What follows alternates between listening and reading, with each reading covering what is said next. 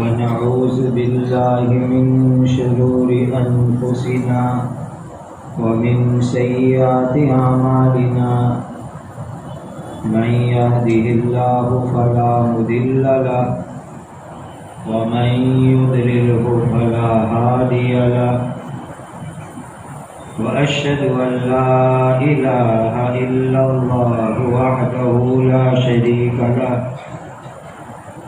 وأشهد أن سيدنا وشفيعنا ومولانا محمدا عبده ورسوله صلوات الله تبارك وتعالى عليه وعلى آله وأصحابه وذرياته. ألف لام ميم أحسب الناس أن يتركوا أن يقولوا آمنا وهم لا يفتنون ولقد فتنا الذين من قبلهم فليعلمن الله الذين صدقوا وليعلمن الكاذبين. صدق اللہ مولانا العظیم.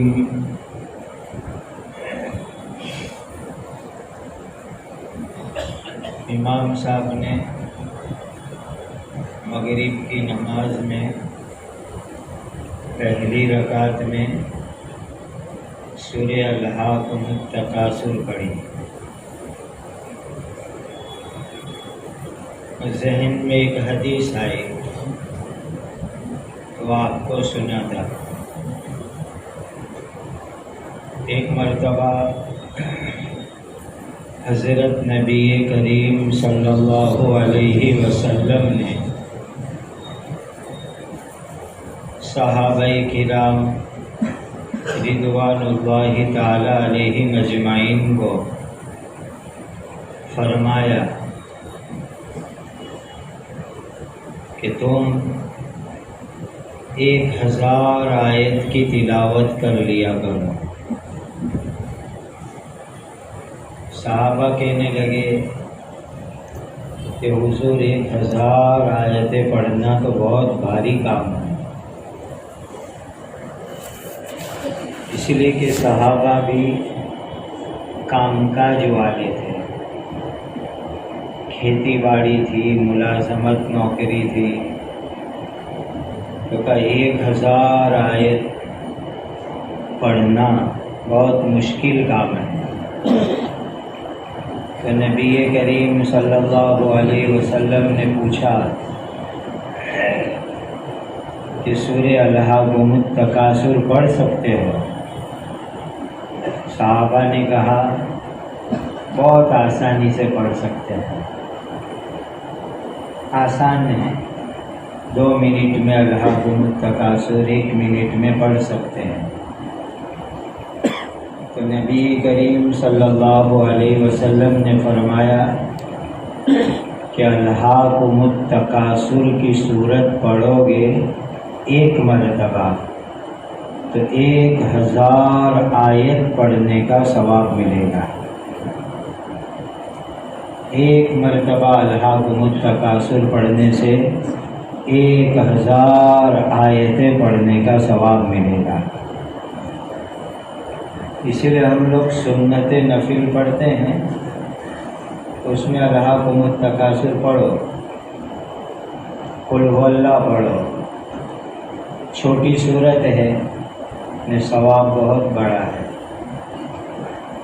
اسی لیے اس کا اہتمام کرنا.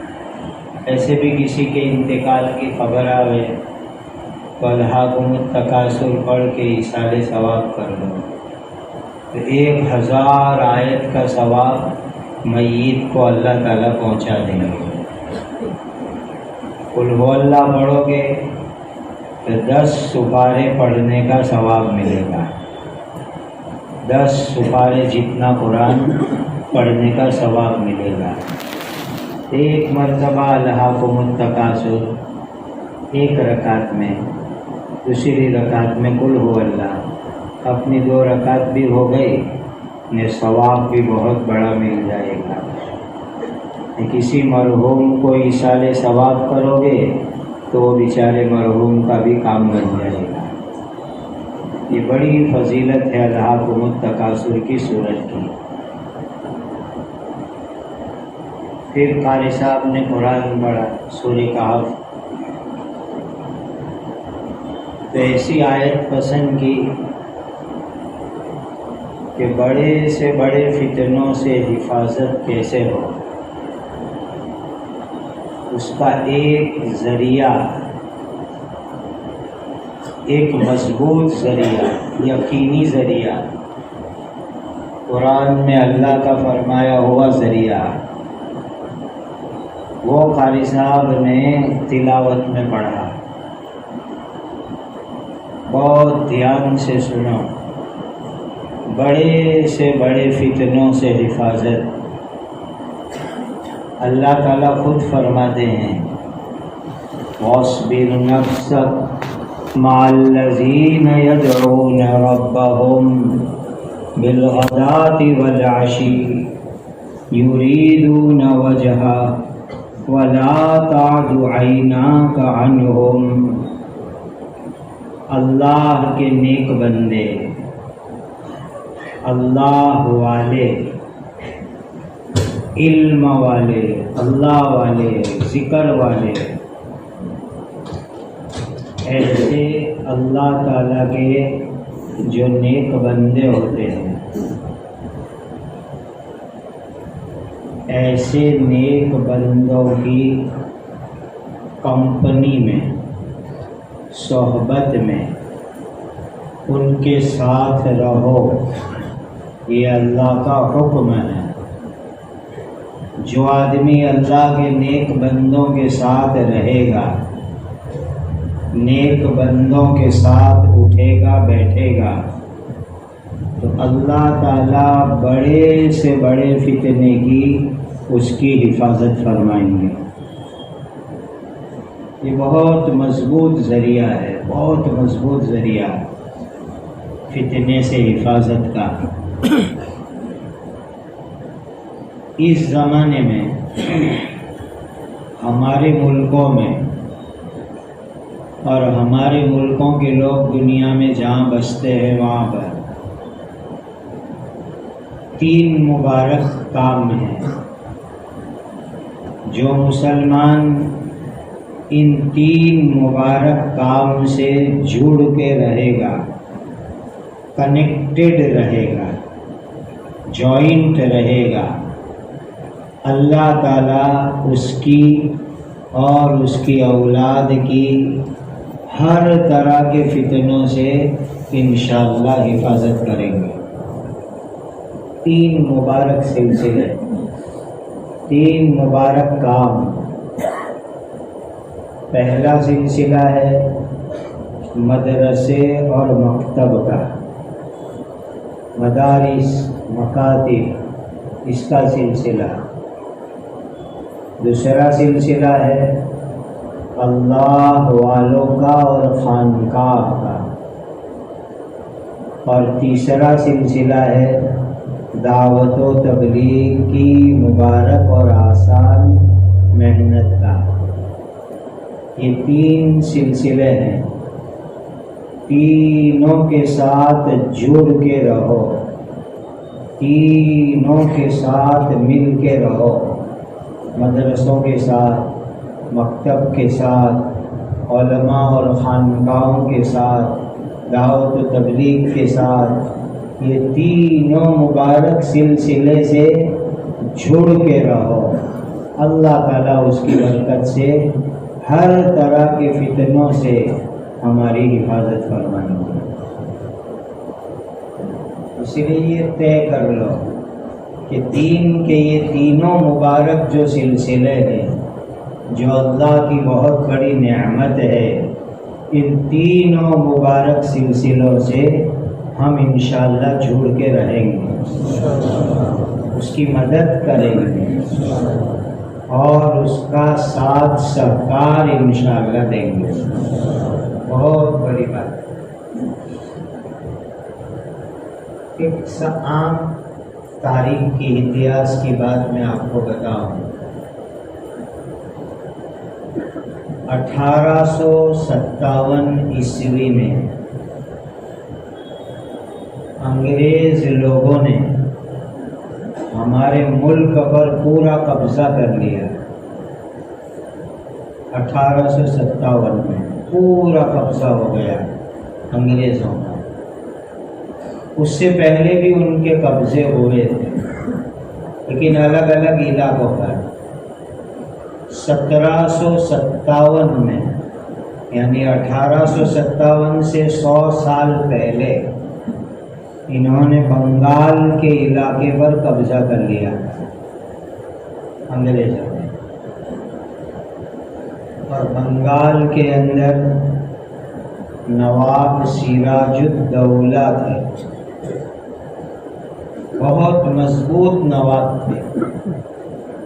ان کی آرمی اور لشکر بھی بہت مضبوط تھا.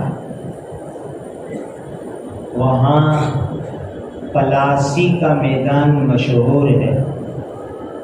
وہاں نواب سراج الدولہ اور انگریزوں کے لشکر کے درمیان میں لڑائی ہوئی، جنگ ہوئی. یہ 1757 عیسوی کی بات کر رہا ہوں.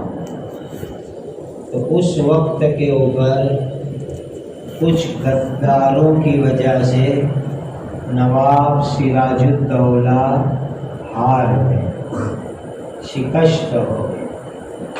ان کی ہار کا کوئی چانس نہیں تھا کہ وہ ہار جاوے. بہت مضبوط لشکر تھا نواب صاحب کا.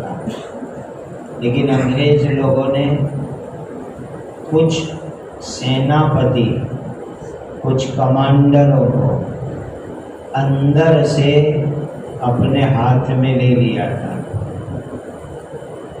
ان کو اپنا بنا لیا تھا. ان کو لالچ دی تھی اور لالچ دے کر کے اپنا بنا لیا.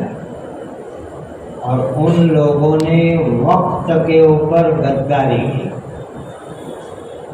اور وقت پر غداری کر کے ان لوگوں نے لڑائی شروع ہوتے ہی نواب صاحب کا ساتھ چھوڑ دیا اور انگریزوں کے ساتھ مل گئے، جس کے نتیجے کے اندر نواب سراج الدولہ ہار گئے، انگریز جیت گئے. یہ انگریزوں کو پہلی بڑی کامیابی ملی تھی 1757 عیسوی کے اندر. اور بنگال کے پورے علاقے میں انگریزوں کی حکومت قائم ہوئی تھی باقاعدہ. ایمان والے بھائیوں، اتہاس سے، ہسٹری سے ہم کو سبق لینا ہوتا ہے، سبق سیکھنا ہوتا ہے کہ اس ملک کے اندر انگریز لوگوں کی حکومت جو جمی یہ غداروں کی وجہ سے. اور یاد رکھ لو، غداری کرنے والوں کو آخرت میں جو سزا ہوگی، جہنم ہوگی، وہ ہوگی.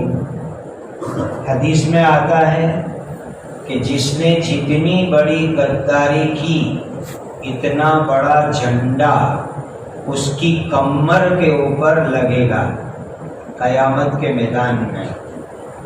جس نے جتنی بڑی غداری کی ہوگی اتنا بڑا جھنڈا اس کی کمر کے اوپر لگے گا اور لوگ دور دور سے دیکھیں گے کہ وہ رہا غدار، وہ رہا غدار، وہ رہا غدار.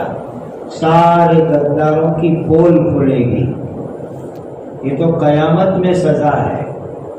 دنیا کے اندر غداروں کو سزا کیا ہوتی ہے؟ جب انگریز لوگ جیت گئے اور وہ غدار لوگ بدلہ لینے گئے کہ بدلہ دو ہم کو، آپ نے ہم کو وعدہ کیا تھا کہ نواب سراج الدولہ کو ہٹا کر کے تم کو ایک ڈسٹرکٹ، ایک ضلع وہ تم کو دے دیں گے، ہمارا بدلہ لاؤ جو آپ نے ہم کو وعدہ کیا تھا۔ تو انگریز تو بہت ہوشیار قوم، انہوں نے جواب دے دیا کہ جن لوگوں نے اپنے نواب صاحب، جس نواب صاحب نے 20-25 برس سے ان کو پگار دیا، ان کو کھلایا، ان کو اونچے عہدے پر بٹھایا، ان کے ساتھ غداری کی، تو وہ ہمارے ساتھ کبھی وفاداری نہیں کر سکتے، کبھی وہ ہمارے ساتھ وفاداری نہیں کر سکتے۔ یہ کہہ کر کے انگریزوں نے ان کو کوئی بدلہ نہیں دیا اور غداروں کو دنیا کے اندر سزا ملی۔ ایسی خطرناک بیماریاں ان کو لگی کہ اتہاس لکھنے والوں نے لکھا ہے کہ ان کو زہری کے ذریعے ڈنک لگوایا جاتا تھا، زہریلے ناگ، کینسر کی بیماری میں کیما کرواتے ہیں، جس کی تکلیف سے سارے بال بھی نکل جاتے ہیں، اللہ حفاظت میں رکھے۔ اس طرح زہریلے ناگوں سے ڈنک مرواتے تھے تو ان کی بے چینی میں کچھ تخفیف ہوتی تھی، دنیا میں سزا ملی۔ ایمان والوں، یہ بہت بڑا سبق ہے ہمارے لیے کہ کبھی غداری مت کرنا۔ غداری کی سزا دنیا میں بھی ہوتی ہے، آخرت کے اندر بھی ہوتی ہے، اور بڑی خطرناک سزا ہوتی ہے۔ اس زمانے کا یہ بہت بڑا فتنہ ہے کہ چند روپیوں کے واسطے، چند دولت کے واسطے اور چھوٹے سے عہدے کے واسطے مسلمان غداریاں کرتے، مسلمان دین کے غدار بنتے، مسلمان قوم کے ملت کے غدار بنتے۔ کبھی یہ کام مت کرو، اللہ کے واسطے یہ کام مت کرو، یہ بڑا خطرناک کام ہے جو اتہاس کے اندر یہ لکھا ہوا ہے کہ نواب سراج الدولہ سے جن لوگوں نے غداری کی، دنیا میں ان کی سزا شروع ہو گئی، دنیا میں آفت آنا شروع ہو گیا۔ پھر 1857 میں تو 100 سال گزرے، یعنی انگریزوں کو کلکتہ سے دلی پہنچنے میں 100 سال لگے۔ 100 سال کی محنت کے بعد وہ لوگ دلی پہنچے اور دلی کے اوپر قبضہ کیا۔ جب 1857 کے اندر لال قلعے کے اوپر پورا قبضہ ہو گیا اور وہاں انگریزوں نے اپنا جھنڈا لہرایا لال قلعے کے اوپر اور اپنی حکومت پورے بھارت کے اوپر قائم کی، اس زمانے کے اندر انگریزوں نے ایک بہت ناپاک پلان بنایا، بہت خطرناک پلان بنایا، اور گندا پلان ان کا یہ بنا کہ پورے بھارت دیش کو عیسائی ملک بنانا ہے، عیسائی ملک بنانا ہے۔ یہاں کے رہنے والے مسلمان، ہندو، سکھ، سب لوگوں کو عیسائی بنا دینے کا انہوں نے پلان بنایا کہ سب کو کرسچن بنا دو، عیسائی بنا دو، سب کے سب لوگوں کو۔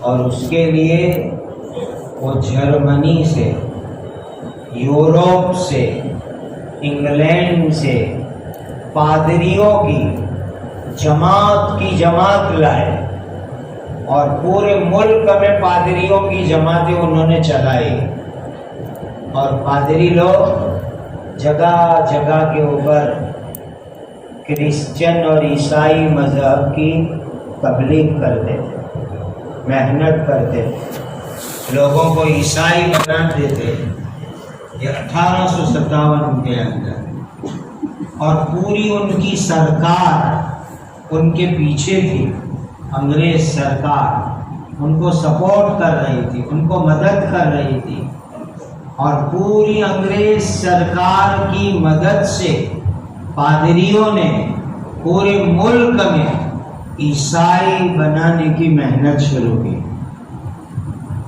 کرسچن بنانا شروع کیا۔ مال تو لوٹا، دولت تو لوٹی، سونا چاندی لوٹا، ہر چیز لوٹی اس ملک کی، بہت لوٹا، دولت لوٹی، لیکن اب ان کا سب سے بڑا ٹارگیٹ تھا ایمان کی دولت کو لوٹنا۔ یہ بہت بڑا ان کا ٹارگیٹ اور پلان تھا کہ ایمان لوٹے، مذہب کو لوٹے۔ اور 1857 کے اندر قبضہ ہونے کے بعد انگریزوں نے 1 2 نہیں 55,000 عالموں کو پھانسی کے اوپر لٹکایا تھا۔ 55,000 عالموں کو پھانسی پر لٹکایا تھا، اور 5 لاکھ کے قریب مسلمانوں کو قتل کیا تھا انگریزوں نے 1857 کے اندر۔ اور اتنی زیادہ عیسائی مذہب کی محنت کی کہ ڈر تھا، خطرہ تھا کہ پورا ملک نعوذ باللہ عیسائی بن جائے، پورا ملک کرسچن بن جائے، ایسی فکر اور ایسا ڈر تھا۔ اللہ کی کروڑوں رحمت نازل ہو اس زمانے کے اللہ کے نیک بندوں کے اوپر، اولیاء اللہ پر، اللہ کے برگزیدہ بندوں کے اوپر۔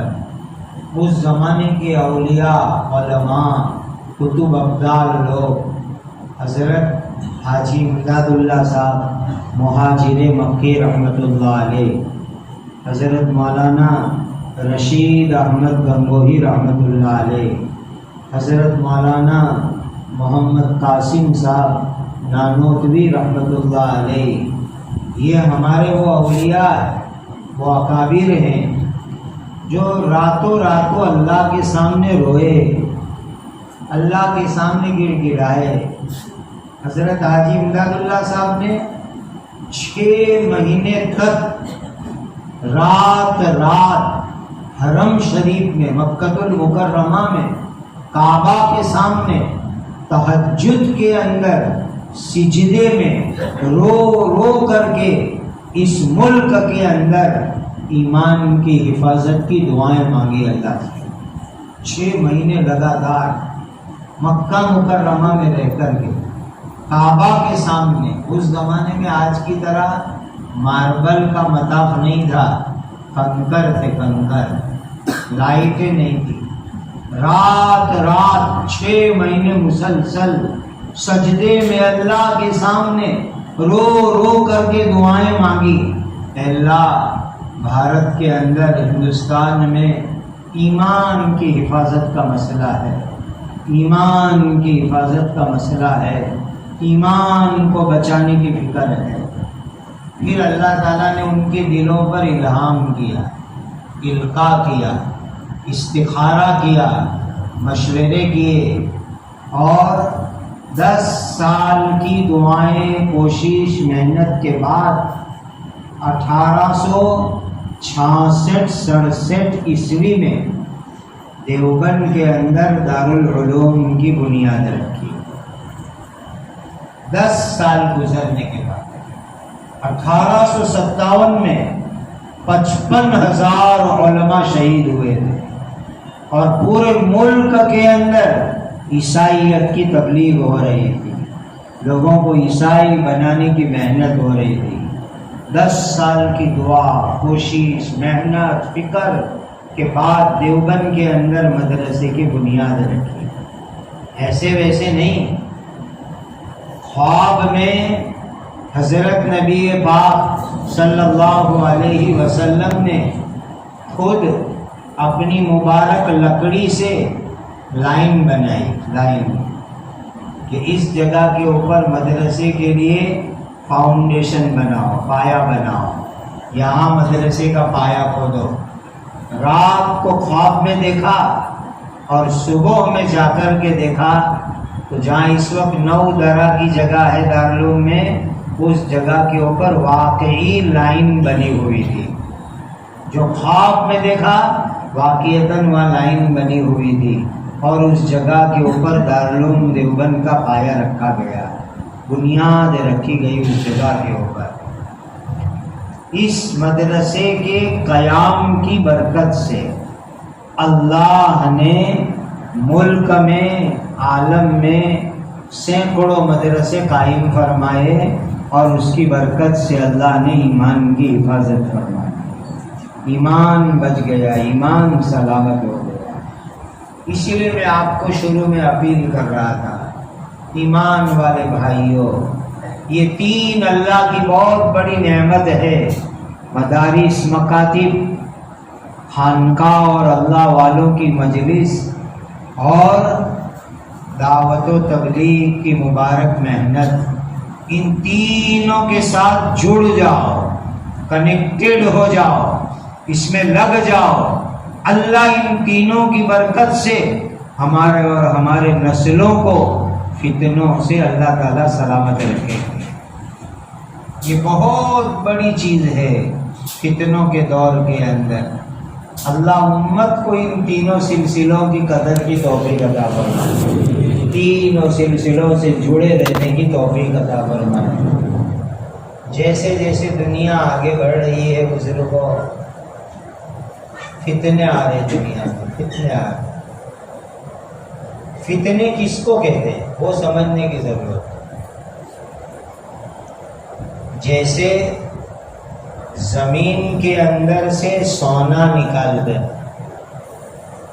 تانبا پیتل نکال دیں، پلیٹینم یورینیم نکال دیں، وہ پیور نہیں ہوتا ہے، اس میں مٹی ملی ہوتی ہے، اس کو بھٹی میں ڈالتے ہیں اور مٹی الگ کرتے ہیں، پیور سونا الگ کرتے ہیں۔ کتنی ساری مٹی ریفائنری میں الگ کرتے ہیں، تب جا کے تھوڑا سا سونا نکلتا ہے۔ تو یہ جو کھرے کھوٹے کو الگ کرنا ہے کہ کھوٹا الگ ہو جائے، غلط الگ ہو جائے، باطل الگ ہو جائے اور کھرا اور پیور سامنے آ جاوے، یہی چیز فتنہ کہلاتی ہے۔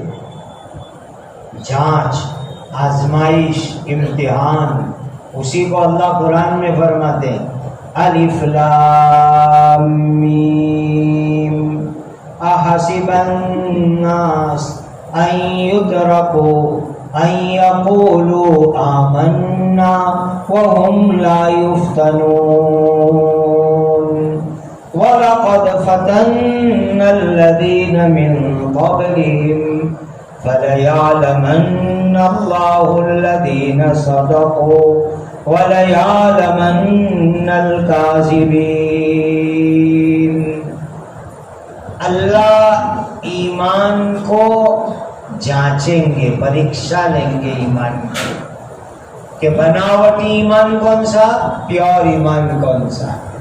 اور یہ فتنے کے وقت پتہ چلتا ہے، جب فتنہ آتا ہے، ایمان کے اوپر آنے والے فتنے، اخلاق پر آنے والے فتنے، عبادات کے اوپر آنے والے فتنے، تب پتہ چلتا ہے پیور ایمان کون سا ہے، بناوٹی اور ملاوٹ والا ایمان کون سا ہے۔ ایک حدیث سنو، آپ کو سمجھ میں آ جائے گا کہ پیارے آقا حضرت محمد مصطفیٰ صلی اللہ علیہ وسلم نے قیامت تک کے حالات دیکھ کر اپنی امت کو رہنمائی کی، گائیڈ لائن دی۔ قیامت تک کے حالات اللہ نے حضور کو دکھائے، اور اس کی روشنی کے اندر حضور نے امت کی رہنمائی فرمائی۔ کتنی بڑی بات فرمائی چھوٹی سی حدیث میں، ما ترکت فتنة اضر علی الرجال من النساء۔ سچی زبان سے، نورانی زبان سے اللہ کے آخری نبی حضرت محمد مصطفیٰ صلی اللہ علیہ وسلم نے فرمایا، میں نے اپنی امت کے مردوں کے لیے عورتوں سے بڑا نقصان دینے والا کوئی فتنہ نہیں چھوڑا. سب سے بڑا نقصان دینے والا فتنہ اپنی امت کے لیے عورتوں کا فتنہ. ما ترکت فتنة اضر علی الرجال من النساء. بہت بڑا نقصان دینے والا فتنہ یہ عورتوں کا فتنہ. اب دیکھو پیارے نبی جی کی پیاری بات اس وقت سچی ہے کہ نہیں بتلاؤ. ہر جگہ عورتوں کا فتنہ، ہر جگہ عورتوں کا فتنہ. آدمی بچے تو کہاں بچے، حرم مقدس میں بھی عورتوں کا فتنہ اب تو پہنچ گیا. مینا عرفات بچے ہوئے تھے وہاں بھی پہنچ گیا یہ فتنہ. ہر جگہ کے اوپر ہی عورتوں کا فتنہ، جہاں دیکھو وہاں. اللہ تعالیٰ نے اس کی تدبیر بھی بدلا دی عورتوں کے فتنے سے بچنے کی. بہت آسان تدبیر ہے عورتوں کے فتنے سے بچنے کا. آسان طریقہ قل للمؤمنین یغضوا من ابصارہم ویحفظوا فروجہم. اے نبی جی ایمان والوں کو کہو کہ وہ اپنی نظر نیچی رکھے، اپنی نظر کو نیچی رکھے، پرائی عورت کو نہ دیکھے، پرائی عورت کے چکر میں نہ آوے، پرائی عورت کی باتوں میں نہ آئے. اللہ تعالیٰ عورت کے فتنے سے انشاءاللہ امت کو بچا لیں گے. یہ بہت بڑا فتنہ عورتوں کا فتنہ. بے پردگی، بے شرمی، بے حیائی، جا بجا عورتوں کے فتنے اس وقت امت میں عام ہیں. نوجوانوں، ایک اللہ کے ولی کی ایک بات کہتا ہوں. چاند سے آپ کے پاس ولی بن کر کے چاہتے ہو کہ موت آوے، سنو ایک بات کو. جس نوجوان نے اپنی جوانی کی حفاظت کری، جس جوان نے اپنی جوانی کی حفاظت کر لی، یعنی ٹین ایج لائف کی حفاظت کر لی. ٹین ایج کیا ہوتی ہے؟ 13، 14، 15، 16، 17، 18، 19. یہ ٹین ایج ہے. 13 سے لے کر کے 19 سال تک کی عمر. ایک بہت بڑے اللہ کے ولی فرماتے ہیں جس نے 13 سے لے کر 19 سال کی عمر کی حفاظت کر لی، اللہ تعالیٰ اس کو اپنا ولی بنا کر موت دیں گے. جب مرے گا تو ولی بن کے جائے گا دنیا سے. یہ بہت قیمتی تمہاری جوانی ہے، بہت قیمتی جوانی. عورت کے فتنے سے اپنے آپ کو بچاؤ. عورت کا بڑا خطرناک فتنہ اور بہت آسان ہے. حدیث پاک میں فرمایا النساء حبالۃ الشیاطین. عورتیں تو شیطان کی نیٹ ہے، نیٹ، جالی ہے، جالی.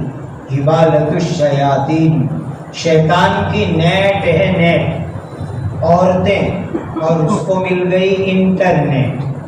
ایک تو عورت کو خود نبی پاک صلی اللہ علیہ وسلم نے فرمایا کہ یہ شیطان کی نیٹ ہے، اور اس کو مدد مل گئی انٹرنیٹ کی. تو 2 نیٹ جمع ہو گئے تو کوئی اچھی کار اندر سے نکلنے ہی نہیں پاوے. جو پھنسے وہ پھنستا ہی چلا جاوے. اسی لیے یہ بڑا خطرناک فتنہ اس زمانے کا، بہت خطرناک فتنہ اس دور کا، کہ عورت کے فتنے سے امت اپنے آپ کو بچائے. اور اس کا آسان طریقہ قل للمؤمنین یغضوا من ابصارہم ویحفظوا فروجہم. اے نبی جی اعلان کر دو ایمان والوں کو اپنی نظر کو نیچا رکھو، اپنی شرم کی جگہ کی حفاظت کرو. کتنی بڑی بات کرو. اچھا جنت کی گارنٹی چاہیے تم کو، گارنٹیڈ جنت، گارنٹیڈ جنت. اور وہ گارنٹی دینے والے بھی کون؟ سب سے سچے انسان، اللہ کے آخری نبی حضرت محمد مصطفیٰ صلی اللہ علیہ وسلم. وہ گارنٹی دے رہے ہیں، گارنٹیڈ جنت جس کو چاہیے. وہ بھی آخری نبی کی نورانی اور سچی مبارک زبان سے، اور وہ بھی قرآن کے بعد دوسرے نمبر کی کتاب بخاری شریف کی حدیث میں، ایک دم پرفیکٹ حدیث کا گارنٹیڈ جنت چاہیے کسی کو تو نبی پاک صلی اللہ علیہ وسلم نے فرمایا کہ تم دو چیزوں کی مجھے گارنٹی دو۔ نبی پاک صلی اللہ علیہ وسلم نے فرمایا دو چیزوں کی گارنٹی دو کہ اسے مس یوز نہیں کریں گے، غلط استعمال نہیں کریں گے، کھوٹی جگہ پر نہیں واپریں گے، میں تم کو جنت کی گارنٹی دیتا ہوں۔ نبی پاک صلی اللہ علیہ وسلم فرما رہے دو چیزوں کی گارنٹی دو، میں تمہیں جنت کی گارنٹی دیتا ہوں۔ ایک چیز جو تمہارے دو جبڑے کے درمیان میں، اور وہ ہے ہماری جیب، زبان، ٹنگ، لسان۔ عربی میں لسان کہتے ہیں، انگریزی میں ٹنگ کہتے ہیں، گجراتی میں جیب کہتے ہیں، اردو میں زبان کہتے ہیں۔ کہ یہ زبان اس کی گارنٹی دو کہ غلط استعمال نہیں کریں گے، غلط بات نہیں بولیں گے، غلط کے ساتھ بات نہیں کریں گے۔ اللہ کے نبی صلی اللہ علیہ وسلم نے فرمایا میں تمہیں جنت کی گارنٹی دیتا ہوں، جنت کی گارنٹی دیتا ہوں۔ ابھی مولانا محترم کہہ رہے تھے تو میرے پیر و مرشد اور مشفق استاد مفتی اعظم ہند حضرت مفتی محمود حسن گنگوہی رحمۃ اللہ علیہ کے سامنے ایک فتنے کا تذکرہ ہو رہا تھا، ایک فتنہ اٹھا تھا۔ تو حضرت کو لوگوں نے پوچھا کہ حضرت فتنے سے کیسے بچے، کیسے حفاظت ہو فتنے سے؟ تو حضرت نے، اللہ والوں نے جو بات کہتے ہیں چھوٹی لیکن بہت بڑی بات ہوتی ہے، حضرت نے فرمایا کہ فتنے کے زمانے میں فتنے سے بچنا ہے تو آنکھ کھلی رکھو، دیکھو دنیا میں کیا ہو رہا ہے، آنکھیں کان کھلے رکھو، سنو جو سناوے کوئی کیا ہو رہا ہے، آنکھ کھلے رکھو دیکھو کیا ہو رہا ہے فتنے، کان کھلے رکھو سنو کیا ہو رہا ہے فتنے، لیکن زبان کو بند رکھو۔ جو آدمی فتنے کے زمانے میں اپنی زبان کو بند رکھے گا اللہ تعالیٰ بڑے سے بڑے فتنے سے اس کی حفاظت فرمائیں گے۔ آج جو ہمارا مزاج ہے کامنٹ کرنے کا، کامنٹ، اب واٹس ایپ پر کوئی ایک نیوز شیئر کرے گا تو اس کے اوپر کامنٹ کرنے والے، لکھنے والے، رائے دینے والے سینکڑوں کھڑے ہو جائیں گے۔ مجھے تو پتا سمجھ میں نہیں آتا کہ اتنا ٹائم لاتے کہاں سے، اتنا ٹائم ان کو ملتا کہاں سے ہے اس کے اوپر کامنٹ لکھنے کا، رائے لکھنے کا، تبصرے لکھنے کا، ٹائم کہاں سے لکھتے؟ یہ بڑی بات ہے، لکھ لو اس کو فتنوں سے بچنے کے لیے۔ فتنے کے زمانے میں آنکھ کھلی رکھو، دیکھو دنیا میں کیا فتنہ ہو رہا ہے، کان کھلے رکھو سنو کیا ہو رہا ہے، لیکن زبان بند رکھو۔ جس نے اپنی زبان بند رکھی اللہ تعالیٰ فتنوں سے اس کی حفاظت فرمائے گا۔ اور میں اس میں حاشیہ بڑھا دوں تو اس زمانے کی زبان یعنی الگ الگ گروپوں کے اندر شیئر کرنے سے، اپنی رائے ڈالنے سے، اپنی کامنٹ ڈالنے سے چپ رہو، سارے گروپوں سے باہر نکل جاؤ، اللہ تعالیٰ فتنے سے تمہارے ایمان کی حفاظت کرے گا۔ یہ اس دور کے اندر فتنے سے حفاظت کا بہت بڑا ذریعہ، یہ سوشل میڈیاؤں کے گروپ اور اس کے اندر کامنٹ، اس کے اندر شیئر، یہ وہ ادھر ادھر، یہ بہت بڑے فتنوں کی جڑ ہے، فتنوں کی جڑ۔ ان سارے چکروں کو چھوڑو، اللہ ہمارے ایمان کو انشاءاللہ فتنے سے بچا کے رکھیں گے، فتنے سے بچا کر کے رکھیں گے۔ یہ مت سمجھو کہ دجال راتوں رات پیدا ہو کر کے صبح میں آ جائے گا، ایسا مت سمجھو۔ صحیح حدیث کی روشنی میں کہہ رہا ہوں، دجال بہت سال پہلے پیدا ہو چکا ہے، صحیح حدیث سے کہہ رہا ہوں۔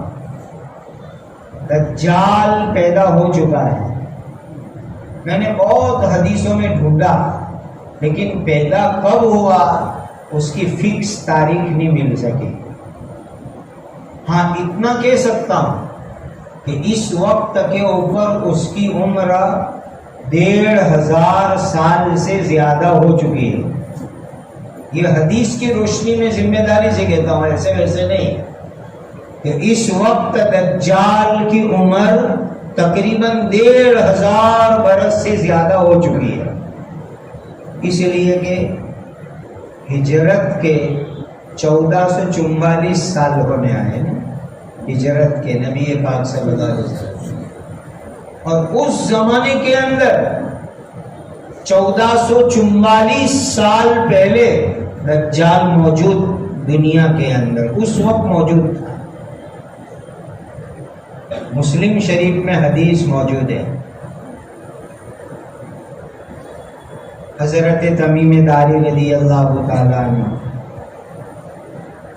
حضرت تمیم تو وہ عیسائی تھے، عیسائی کرسچن تھے، بعد میں ایمان لائے.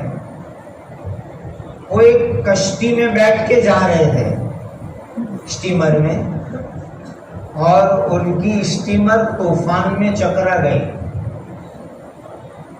1 مہینہ وہ طوفان میں چکرا دے رہے، راستہ ہی نہیں سمجھ میں آیا سمندر کے اندر 1 مہینے تک. اور 1 مہینے کے بعد ان کی کشتی اسٹیمر ایک آئرلینڈ پر پہنچی، جزیرے پر، ٹاپو کے اوپر، دریا کے بیچ میں. حضرت تمیم اور ان کے ساتھی لوگ، شام کا وقت تھا، مغرب کا، وہ لوگ اس ٹاپو کے اوپر اترے، آئرلینڈ پر، جزیرے کے اوپر. ایک دم ڈراؤنا وہ آئرلینڈ ٹاپو، بھیانک، ڈر لگے ایسا.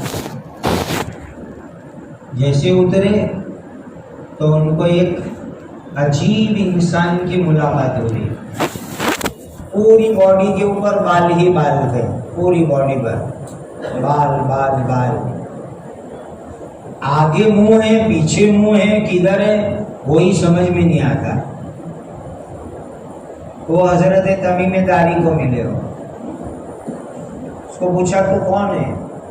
اس نے کہا جساسا ہوں، یعنی جو بہت جاسوسی کرے، بہت جاسوسی کرے. جیسے کہ کیمرے اس زمانے میں سب سے بڑے جاسوس ہیں. بعض لوگ تو کہتے ہیں کہ مسلم شریف کی حدیث میں جو جساسہ کا تذکرہ ہے اسی کی شکل جو ہے یہ کیمرے ہیں. اور بعض لوگ کہتے ہیں کہ دجال کی ایک آنکھ یہ کیمرے ہیں. عجیب عجیب لوگ تعویلیں اور تعبیریں کرتے. تو جساسہ کی ملاقات ہوئی، عجیب بال والا جانور جیسا انسان تھا. تو ان سے کچھ بات ہوئی تو اس نے کہا آگے ذرا جاؤ، اندر ٹاپو پر آگے جاؤ، وہاں ایک انسان تمہاری ملاقات کا انتظار کر رہا ہے بہت دنوں سے. تو وہ سب ڈر گئے کہ یہاں یہ رات کے وقت پتہ نہیں کیا ہوگا. لیکن 1 مہینے کے بعد ان کو زمین ملی تھی، پانی میں ان کی کشتی ادھر ادھر ادھر ادھر جاتی تھی. 1 مہینے کے بعد زمین ملی تھی ان کو، اسی لیے وہ زمین پر اترے، نعمت سمجھے اور چلے. تو اندر ایک بہت بڑی بلڈنگ نظر آئی ان کو، بہت بڑی اونچی عمارت. تو اس عمارت کے اندر داخل ہوئے تو ایک انسان ان کو ملا، عجیب و غریب، لمبا تڑنگا انسان. اور یاد رکھ لو دجال جنات میں سے نہیں ہے، دجال شیطان میں سے نہیں ہے، حضرت نوح علیہ السلام کی اولاد میں سے ہیں، یعنی انسانوں میں سے ہیں. دجال انسانوں میں سے ہیں، انسان کی نسل کے اندر سے. تو وہ تھا اس عمارت کے اندر، بہت اونچی عمارت. یہ مسلم شریف کی حدیث سنا رہا ہوں میں آپ کو. اور اوپر سے بھی باندھا ہوا تھا اور نیچے سے بھی باندھا ہوا تھا، اور وہ اچھل کود کر رہا تھا. جیسے حضرت تمیم داری اور ان کے ساتھی لوگ پہنچے تو دیکھ کر کے ڈر گئے. تو اس نے سوال چالو کیا. تو یہ لوگ کہتے ہیں تو کون ہے، پہلے تیری پہچان کرا.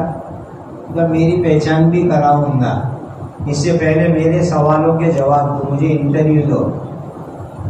یہ مجھے انٹرویو دو. دجال نے پہلا ان کا انٹرویو لیا. یہ بھی عجیب فتنہ انٹرویو بھی اس زمانے کے اندر. تو انٹرویو کے اندر دجال نے سوال کیا، کئی سوالات پوچھے. اس میں سے ایک سوال یہ کیا کہ عرب کے اندر اللہ کے آخری نبی آئے کہ نہیں آئے، وہ اس نے پوچھا. تو حضرت تمیم داری نے کہا ہاں آخری نبی آ گئے، اللہ کے محمد مصطفیٰ صلی اللہ علیہ وسلم آ گئے. تو کہا ان کی قوم نے کیا سلوک کیا؟ تو کہا مکہ والے ان کی قوم نے ان کے اوپر ظلم کیا، یہاں تک کہ وہ ہجرت کر کے مدینہ چلے گئے. اچھا وہ ہجرت کر کے مدینہ بھی چلے گئے، کاش کہ مکہ کے لوگ ان کی مدد کرتے، وہ کہہ رہا ہے. پھر اس نے اور سوالات کیے اور سوالات کیے اور سوالات کیے. ایک سوال یہ کیا کہ بحیرہ طبریہ کے اندر پانی ہے کہ نہیں ہے. ایک چھوٹا سا سمندر ہے، اس وقت اسرائیل کے قبضے کے اندر ہے. کہا اس میں پانی ہے کہ نہیں ہے. تو حضرت تمیم داری نے کہا پانی ہے. تو اس نے کہا کہ اس کا پانی عنقریب سوکھ جائے گا، سوکھنے والا ہے، عنقریب سوکھ جائے گا.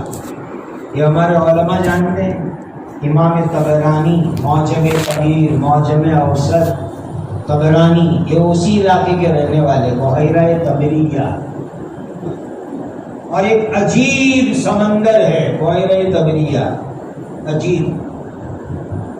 یاجوج ماجوج کی روایت میں آتا ہے صحیح حدیث میں کہ جب یاجوج ماجوج کی قوم نکلے گی، جب یہ قوم نکلے گی تو ایسی عجیب و غریب کھانے پینے والی قوم ہے کہ یہ لوگ بحیرہ طبریہ پر پہلے آئیں گے، پورے سمندر کا پانی پی جائیں گے، کیچڑ بھی چوس جائیں گے اور پورا سمندر سکھا ڈالیں گے. آگے والے وہ پیچھے والے یاجوج ماجوج آئیں گے، وہاں پر کہیں گے کہ یہاں کبھی پانی تھا کہ نہیں تھا. ایسا پانی سکھا ڈالیں گے چاٹ کر کے. جیسے کہ کوئی آدمی پوری پلیٹ چاٹ جاوے تو بعد میں کوئی پوچھے نہیں کہ اس میں کسی نے کھایا کہ نہیں کھایا، یہ تو ایک دم صاف پلیٹ ہے. اس طریقے سے پورے بحیرہ طبریہ کے پانی کو پی جائیں گے، کیچڑ چوس جائیں گے اور سکھا ڈالیں گے. شک ہوگا کہ کبھی یہاں پانی تھا کہ نہیں تھا. یاجوج ماجوج اس طبریہ کے باہر کا کارے کرے گی. تو دجال وہ آدمی پوچھتا ہے حضرت تمیم داری کو کہ وہاں پانی ہے کہ نہیں ہے. کان قریب سوکھ جائے گا. پھر نوح علیہ السلام کی بیٹی کا نام زگر ہے اور اس کے نام کے اوپر پانی کا ایک چشمہ ہے. چشمے کو اردو میں چشمہ کہتے ہیں، گجراتی میں جھرنو، انگلش میں اسپرنگ واٹر. تو کہا ایک چشمہ ہے جو نوح علیہ السلام کی بیٹی زگر کے نام پر ہے. تو اس کے لیے پوچھا کہ زگر کے چشمے کے اندر پانی ہے کہ سوکھ گیا. تو اس وقت پانی تھا. تو انہوں نے کہا کہ پانی ابھی ہے. پھر بیسان نام کی ایک کھجور کی باڑی ہے. یہ سب چیزیں پاس پاس میں. یہاں بحیرہ طبریہ 15-20 منٹ گاڑی آگے چلاؤ تو زگر کا چشمہ آتا ہے. پھر 15-20 منٹ آگے گاڑی چلاؤ تو بیسان کی کھجور کی باڑی آتی ہے. یہ تینوں قریب قریب میں ہیں. تو وہ آدمی پوچھتا ہے کہ بیسان کی باڑی میں کھجور آ رہے ہیں؟ تو کہا آ رہے ہیں. اس کے بعد وہ آدمی اچھل کود کرتے ہوئے کیا کہتا ہے، تھوڑے وقت میں طبریہ کا پانی سوکھ جائے گا، زگر کا پانی سوکھ جائے گا، بیسان میں کھجور آنے بند ہو جائیں گے اور اس وقت پر مجھے چھوڑا جائے گا، مجھے چھوڑ دیا جائے گا. بڑی بڑی زنجیر سے اس کو باندھا ہوا تھا. اوپر اچھلتا نیچے کودتا، اوپر اچھلتا نیچے کودتا. ڈر لگے ایسا آدمی. حضرت تمیم داری کہنے لگے ہم نے تیرے سارے سوال کے جواب دیے، اب تو بتلا کون ہے؟ تو اس نے کہا میں دجال ہوں. اس نے اپنی پہچان کرائی میں دجال ہوں. معلوم ہوا کہ نبی پاک صلی اللہ علیہ وسلم کے زمانے میں وہ موجود تھا. دنیا میں کسی آئرلینڈ کے اوپر تھا، کسی ٹاپو پر تھا، کسی جزیرے میں تھا، اور عمارت کے اندر باندھ کے اس کو رکھا گیا ہے. اور وقت آئے گا تو فرشتے اس کو چھوڑیں گے اور دنیا کے اندر وہ اپنے فتنے پھیلائے گا.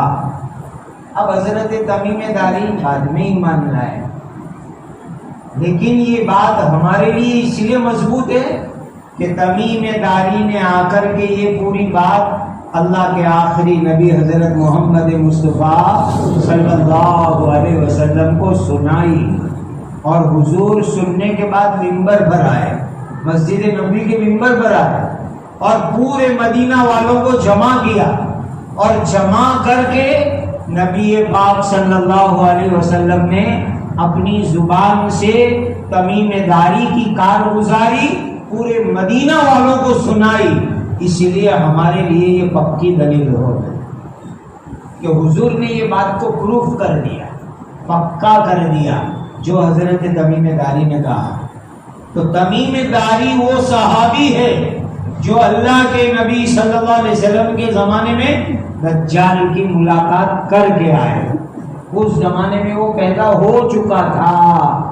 سن لو، تو کم از کم اس کی عمر 1500 سال کی تو ہو ہی گئی. 1500 سال کی عمر کو تو وہ پہنچ ہی گیا.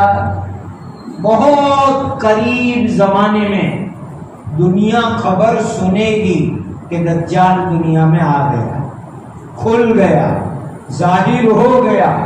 اور اس وقت پوری دنیا دجالی فتنوں کے پنجے میں آ چکی ہے. پوری دنیا دجالی پنجوں میں، فتنوں میں وہ آ چکی ہے. دجال کا میننگ کیا یہ سمجھو. دجال عربی زبان کا لفظ ہے، اس کے معنی آتے جو بہت زیادہ دیجل کرے، دھوکہ دے، فریب کرے، مکاری کرے، بناوٹ کرے اور لوگوں کو بیوقوف بناوے، اس کو دجال کہا جاتا ہے. عجیب بات، پیارے نبی حضرت محمد مصطفیٰ صلی اللہ علیہ وسلم نے فرمایا ہر نبی نے اپنی امت کو دجال کے فتنے سے ڈرایا ہے. ہر نبی نے اپنے اپنے زمانے میں اپنی اپنی امتوں کو دجال کے فتنے سے ڈرایا. پھر آقا فرماتے ہیں میں تم کو دجال کی پوری ڈیٹیل بتلاتا ہوں، تفصیل بتلاتا ہوں تاکہ میری امت دجال کے فتنے سے بچ جائے. اور حضور کی امت کو دجال کے فتنے سے سابقہ پڑنے والا ہے. اس امت میں دجال آئے گا، اسی لیے نبی پاک صلی اللہ علیہ وسلم نے بہت ڈیٹیل میں اس کی تفصیل بتلائی، بہت ڈیٹیل. اس کی دونوں آنکھ خراب ہے، یاد رکھ لو، دونوں آنکھ اس کی خراب ہے. ایک آنکھ تو بالکل سپاٹ ہے، بالکل سپاٹ، جیسے آنکھ کا ہال ہے کھڈا، وہ بھی نہیں ہے، بالکل سپاٹ، صرف بیچ میں سوراخ ہے، چھوٹا سا سوراخ ہے. اور دوسری طرف کی جو آنکھ ہے وہ باہر نکلی ہوئی ہے، باہر، جیسے انگور جھمکے میں سے باہر نکلا ہوا ہو، خوشے میں سے، اس طرح دجال کی ایک آنکھ باہر نکلی ہوئی ہے اور دوسری آنکھ کی جگہ بالکل سپاٹ ہے، بیچ میں چھوٹا سا ہال اور سوراخ ہے. یہ نبی پاک صلی اللہ علیہ وسلم نے دجال کی نشانی بتلائی. اب آپ سوچ لو کہ آنکھ باہر نکلی ہوئی ہو اور ایک آنکھ سپاٹ ہو تو آدمی دیکھے تو کتنا ڈر لگے. بعض لوگ بڑی بڑی بھی آنکھ والے ہوتے ہیں تو لوگ ڈر جاتے ہیں، بچے تو رونے ہی لگتے ہیں ایسے کو دیکھ کر کے. تو دجال کی دونوں آنکھ خراب ہے، ایک آنکھ کی جگہ سپاٹ اور سوراخ اور دوسری آنکھ یوں باہر نکلی ہوئی، اور ایک ہی آنکھ سے وہ دیکھتا ہے. اسی لیے حدیث میں اس کو آور اور کانا کہا گیا، کانا دجال. اور عجیب بات سنو، اس کی یہ جو پیشانی والا حصہ ہے وہاں لکھا ہوگا کاف، فا، را، یہ اس کی پیشانی پر لکھا ہوگا، یعنی صاف لکھا ہوگا کہ یہ کافر ہے، کافر ہے، کافر ہے۔ اللہ بچاوے پھر بھی لوگ اس کے فتنے میں پڑ جائیں گے۔ یہ سمجھنے کا پوائنٹ ہے۔ آج دنیا میں بہت ساری چیزیں ایسی ہیں، ہم اس کو غلط سمجھتے ہیں، باطل سمجھتے ہیں، جھوٹی سمجھتے ہیں، پھر بھی اس کے پیچھے بھاگتے ہیں۔ یہ دجالی فتنے کی بات ہے۔ جس کو ہم غلط سمجھتے ہیں، جھوٹ سمجھتے ہیں، باطل سمجھتے ہیں، پھر بھی اس کے چکر میں پڑتے ہیں، سمجھو ہمارے اوپر دجالی فتنہ آ چکا ہے۔ یہ سمجھ لو دجالی فتنے کی نشانی میں آپ کو بتاتا ہوں تاکہ بچنا آسان ہو جائے۔ لوگ دجال کی پیشانی پر، جس کو عربی نہیں آتی ہوگی تو تختی تو پڑھتے ہی ہے نا مکتب میں، تو کافارا ہر ایک کو پڑھنا آتا ہوگا، اور وہ دجال کی پیشانی پر پڑھیں گے کافارا، پھر بھی اس کے پیچھے دوڑیں گے کہ یہ ہمارا خدا آ گیا، یہ ہمارا خدا آ گیا۔ کیا معلوم ہوا؟ جس کو غلط سمجھو اس سے دور رہو، جس کو باطل سمجھو اس سے دور رہو، جس کو ناحق سمجھو اس سے دور رہو۔ اور ہم کو کتنی پیاری دعا بتلائی، سبحان اللہ، کتنی پیاری دعا۔ اللہم ارنا الحق حقا وارزقنا اتباعہ وارنا الباطل باطلا وارزقنا اجتنابہ۔ بہت چھوٹی لیکن بڑی زبردست دعا ہے۔ اللہم ارنا الحق حقا، اے اللہ جو حق ہے وہ ہم کو سمجھا دیجئے، کیا حق ہے، کیا سچائی ہے، اے اللہ ہمیں سمجھا دو۔ اللہم ارنا الحق حقا وارزقنا اتباعہ، اور جو حق ہو اے اللہ اس پر ہمیں چلنے والا بنا دو۔ وارنا الباطل باطلا، اے اللہ جو باطل ہے، جو غلط ہے، اے اللہ وہ بھی ہم کو سمجھا دو، کیا باطل، کیا غلط، کیا ناحق۔ وارزقنا اجتنابہ، اور اس سے بچنے کی ہمیں توفیق عطا فرما دو۔ یہ زبردست دعا ہے بھائیو، آج کے زمانے میں یہ دعا مانگو۔ میں ائمہ کرام کو کہتا ہوں کئی دنوں تک مسجد کے بورڈ پر لکھو یہ دعا، نیچے گجراتی میں ترجمہ لکھو، اور آپ اپنے موبائل میں اس کو لے لو اور دعا سیکھو، یاد کرو۔ آج کے زمانے میں یہ دعا مانگنے کی بہت ضرورت ہے۔ اللہم ارنا الحق حقا وارزقنا اتباعہ وارنا الباطل باطلا وارزقنا اجتنابہ۔ اے اللہ حق سمجھا دیجئے، اس کے اوپر چلنے والا بنا دو، باطل بھی سمجھا دو، اور اے اللہ باطل سے بچنے والا ہمیں بنا دو۔ دجال کے پاس حدیث میں آتا ہے کہ روٹی کا پہاڑ ہوگا، روٹی کا پہاڑ۔ اس کا مطلب یہ ہے کہ کھانے پینے کے خزانوں کا کنٹرول دجال کے پاس ہوگا، کھانے پینے کا پورا سسٹم دجال کے ہاتھ میں ہوگا۔ اور اس وقت دنیا میں اس کی شروعات ہو گئی۔ دنیا کا فوڈ کا نظام، اناج کا نظام چند لوگوں کے ہاتھ کے اندر کرنے کا ایک بہت بڑا پلان تیار ہو رہا ہے۔ دجال کے ہاتھ میں روٹی کا پہاڑ ہوگا، ساری دنیا کے کھانے پینے کے سسٹم کے اوپر دجال کا قبضہ ہوگا۔ اور دیکھیے شیطان کو تو آپ اور میں اچھی طرح پہچانتے ہیں، ابلیس مسٹر، اپنا پرانا دشمن ابلیس شیطان، اس کو اللہ تعالیٰ نے گمراہ کرنے کے لیے بہت ساری چیزیں دی ہے۔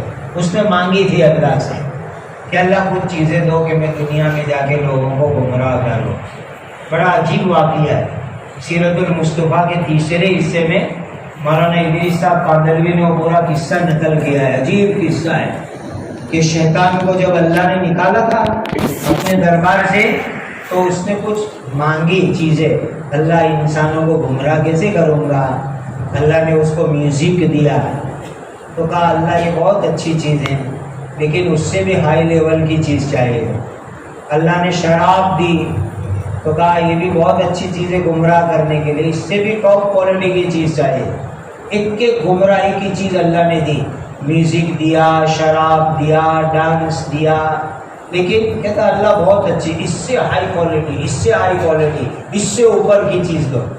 تو وہاں واقعی میں لکھا ہے کہ اللہ تعالیٰ نے شیطان کو عورت بتائی کہ لے یہ میں تجھے دیتا ہوں، تو کہا شیطان خوشی کے مارے کودنے لگا، اللہ یہ کوئی آئٹم آپ نے مجھے دی ہے، یہ کوئی آئٹم گرل آپ نے مجھے دی ہے کہ اس کے ذریعے بڑے بڑے عقل مند انسانوں کو میں اپنی جال کے اندر پھنساؤں گا۔ یہ خود شیطان نے کہا تھا۔ اللہ تعالیٰ اس جال سے میری آپ کی حفاظت فرما۔ تو دجال کو بھی اللہ نے ایمان کے امتحان کے لیے کچھ چیزیں عطا فرمائی ہیں، اس کو استدراج کہتے ہیں۔ دجال کو بھی ایسی چیزیں دی ہے۔ دجال کے ساتھ بادل بھی چلیں گے، بادل چلیں گے، وہ الگ الگ علاقوں میں جائے گا اور الگ الگ علاقوں کے اندر جا کر لوگوں کو کہے گا مجھے خدا مانو، میں تمہارا خدا ہوں، مجھے مانو۔ تو جو لوگ اس کو خدا مانیں گے تو دجال کیا کرے گا؟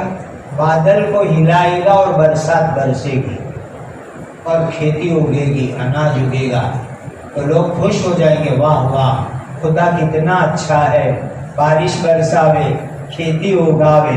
لیکن جو ایمان والا ہوگا وہ کہے گا کہ یہ تو ہمارے نبی جی حضرت محمد مصطفیٰ صلی اللہ علیہ وسلم نے بتایا تھا کہ دجال بادل ہلا کے بارش برسائے گا، تو کہیں گے کہ تو خدا نہیں ہے، تو جھوٹا ہے، تو دجال ہے۔ ایمان والے اس کے منہ کے اوپر کہیں گے۔ عجیب عجیب اللہ نے اس کو چیزیں عطا فرمائی لوگوں کو گمراہ کرنے کی۔ ایک حدیث میں تو عجیب بات آئی، عجیب بات کہ اس زمانے کا کوئی اللہ کا بڑا نیک بندہ جائے گا دجال کے پاس، تو دجال کے آگے پیچھے سیکیورٹی گارڈ ہوں گے، پولیس والے، سیکیورٹی والے، آرمی والے، تو اس کو روکیں گے کہاں جا رہا ہے؟ او جھوٹے دجال کو ملنے کے لیے جا رہا ہوں، صاف کہے گا ایمان والا، او جھوٹا دجال نکلا ہے میں اس کو ملنے جا رہا ہوں۔ تو دجال کے سپاہی لوگ کہیں گے ارے ہمارے خدا کو تو جھوٹا کہتا ہے، مارو اس کو۔ تو ایک سپاہی مارنے جائے گا تو دوسرا سپاہی کیا کہے گا؟ دیکھو اپنے خدا نے یوں کہا ہے کہ میری پرمیشن کے بغیر کچھ کرنے کا نہیں، اسی لیے اپنے اس کو مار نہیں سکتے، اس کو آگے جانے دو، ڈائریکٹ خدا کو ملنے جانے دو۔ تو مومن بندہ ہمت کر کے جائے گا، ساری سیکیورٹی کو پاس کر کے دجال کے سامنے جائے گا۔ اوہ دجال کی پیشانی پر کافارہ لکھا ہے، ارے ارے تو وہی ہے جس کے لیے ہمارے نبی جی نے فرمایا تھا کہ جھوٹا دجال نکلنے والا ہے تو ہے۔ تو دجال ایک بار ایسا کرے گا کہ اس مومن کے دو ٹکڑے کر ڈالے گا، قتل کر ڈالے گا اس مومن کو، اور دو ٹکڑے کر کے دور دور پھینک دے گا، ایک ٹکڑا ادھر پھینکے گا، ایک ٹکڑا ادھر پھینکے گا، اور بیچ میں وہ دجال چلے گا دو ٹکڑے کے بیچ میں، تاکہ سب دیکھنے والوں کو یقین ہو جائے کہ اس مومن کے دو ٹکڑے کر ڈالے، ایمان والے کے دو ٹکڑے کر ڈالے۔ تھوڑی دیر جب سب نے دیکھ لیا تو دونوں ٹکڑوں کو جوائنٹ کرے گا، اور جوائنٹ کر کے اس کو زندہ کرے گا، اور زندہ کر کے اس کو کھڑا کرے گا، اور کھڑا کرنے کے بعد وہ مومن کو کیا کہے گا؟ دیکھ میں نے تجھے مار ڈالا، تجھے دو ٹکڑے کر ڈالے، پھر تجھے جوائنٹ کر دیا، زندہ کر دیا، اب تو مجھے خدا مانتا ہے کہ میں تیرا خدا ہوں۔ تو وہ ایمان والا کہے گا کہ اب تو میرا یقین اور زیادہ ہو گیا کہ تو ہی دجال ہے، تو ہی دجال ہے، تو ہی دجال ہے۔ اسی لیے کہ نبی پاک صلی اللہ علیہ وسلم نے فرمایا تھا کہ تو دو ٹکڑے کرے گا، بیچ میں چلے گا، پھر جوائنٹ کرے گا۔ اسی لیے اب یقین ہو گیا کہ تو ہی دجال ہے، تو ہی دجال ہے، تو ہی دجال ہے۔ تو دوبارہ اس مسلمان کو مارنے کی کوشش کرے گا تو اللہ اس کے گلے کو تانبے کا بنا دیں گے۔ یہ حدیث میں اس کا گلا تانبے کا ہو جائے گا اور وہ مارنے جائے گا، لیکن اس مسلمان کو قتل دوبارہ نہیں کر سکے گا۔ ایک بار کر ڈالا دوسری بار نہیں کر سکے گا۔ بس یہ اس کا آخری چمتکار ہوگا، اس کے بعد اس کے چمتکار اس کے پاس لے لیے جائیں گے، عجیب عجیب فتنے پھیلائے گا۔ ایمان والوں، اس وقت دنیا کے اندر جو عالمی فتنے ہیں یہ دجالی فتنوں کی شروعات ہے، دجالی فتنوں کی ابتدا ہے۔ اور نبی کریم صلی اللہ علیہ وسلم ہماری جان، ہمارا مال، ہماری سب چیزیں ہمارے حضور پر قربان ہو، ہمارے حضور پر قربان ہو۔ اپنی امت کو رہنمائی فرما دی آقا نے، ہر چیز کی رہنمائی فرما دی۔ فرمایا میرے امتیوں، اگر میری موجودگی میں دجال نکلا میں اس کو قتل کر دوں گا، میں نمٹا دوں گا، میں مقابلہ کروں گا اس کا، تمہیں کوئی فکر نہیں کرنی۔ پھر آگے فرمایا میرے دنیا سے جانے کے بعد اگر دجال آیا تو میرا ہر امتی دجال کا مقابلہ کرے گا، میرا ہر امتی دجال کا مقابلہ کرے گا۔ اللہ ہمیں دجال کا مقابلہ کرنے والا ایمان عطا فرمائے، یقین عطا فرمائے کہ ہم دجال اور دجالی فتنوں کے سامنے ہمت سے اپنے ایمان کی حفاظت کر لیں۔ ایسا پاورفل ایمان اللہ ہمیں عطا فرمائے۔ پیارے نبی جی نے کتنی بڑی رہنمائی کر دی، میں بتاؤں، وعدہ کرو عمل کریں۔ پیارے نبی جی نے فرمایا کہ دجال سامنے آ جاوے تو سورہ کہف کی آیتیں پڑھو، سورہ کہف کی آیتیں پڑھو، اللہ تعالیٰ اس کی برکت سے دجال کے فتنے سے تمہاری حفاظت کریں گے۔ سورہ کہف کی آیتیں پڑھو۔ بعض حدیثوں میں کہ شروع کی 10 آیت، بعض حدیث میں اخیر کی 10 آیت، بعض حدیث میں 3 آیت شروع کی اور اخیر کی۔ اس لیے سب ایمان والے بھائیوں، آپ خود بھی، اپنی عورتوں کو بھی، اپنے بچوں کو بھی سورہ کہف کی شروع کی اخیر کی 10 آیتیں یاد کرا دو اور روزانہ پڑھنے کا معمول بناؤ۔ اللہ تعالیٰ اس کی برکت سے دجالی فتنوں سے حفاظت فرمائے۔ عمل کرو گے؟ روزانہ سورہ کہف کی شروع اور اخیر کی 10 آیتیں پڑھنے کا معمول بناؤ۔ اتنی پاورفل یہ آیتیں ہیں کہ اللہ دجال کے فتنوں سے انشاءاللہ حفاظت فرمائیں گے۔ اور دجال کے فتنے سے پہلے حضرت مہدی دنیا میں آئیں گے، حضرت مہدی رضی اللہ تعالی عنہ۔ آج کون سی تاریخ ہے انگریزی کی بولو؟ 15 تاریخ ہے نا؟ مہینہ کون سا ہے؟ سپٹمبر ہے نا، 15 سپٹمبر۔ سن کون سی ہے؟ 2023۔ دیکھو تاریخ برابر یاد رکھنا۔ آج کون سی تاریخ؟ 15 سپٹمبر 2023۔ حدیث میں جس مہدی کے لیے آیا ہے وہ مہدی ابھی تک دنیا میں آئے نہیں ہیں۔ آج کی تاریخ یاد رہی نا؟ کون سی؟ 15 سپٹمبر 2023۔ آج کی تاریخ تک جو اصلی مہدی جن کے لیے حدیث میں خوشخبری آئی ہے وہ آج کی تاریخ تک دنیا میں ظاہر ہوئے نہیں۔ جو بھی آدمی کہے کہ میں مہدی ہوں وہ 1 نمبر کا جھوٹا ہے۔ آج کی تاریخ تک میں آج تک کوئی مہدی دنیا میں نہیں آئے۔